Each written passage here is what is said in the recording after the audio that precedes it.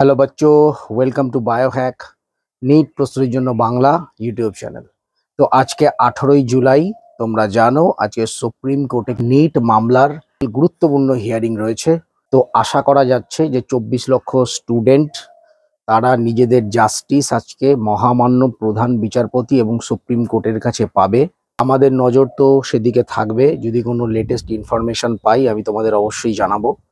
যদিও আমাদের যা ডকুমেন্টস রয়েছে সেটা কিন্তু নতুন করে এক্সাম হওয়ার পক্ষে যথেষ্ট।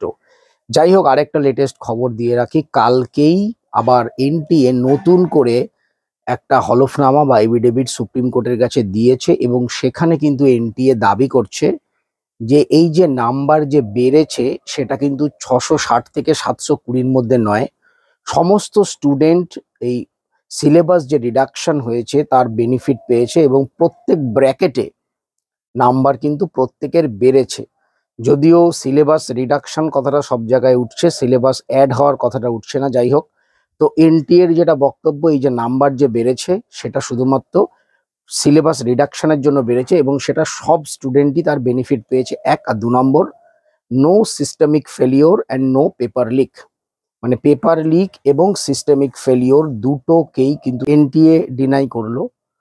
তো জানি না এনটিএ এর কি হয়েছে এত ঘটনার পরেও, মানে আগের দিন সুপ্রিম কোর্টে পেপার লিকটা অ্যাকসেপ্ট করেও তারপর থেকে কন্টিনিউ পেপার লিক ডিনাই করে চলেছে এবং সিস্টেমিক ফেলিওরটাও হয়নি বলছে। যাই হোক, আমার কোনো জায়গায় মনে হচ্ছে তাহলে কি এনটিএও চাইছে যে নতুন করে রিনিট হোক? সুপ্রিম কোর্টের সামনে মিথ্যা কথাগুলো যদি বলে তাহলে তো এইটাই রিনিটের পক্ষে যথেষ্ট। দেখা যাক কি হয় সুপ্রিম কোর্টে।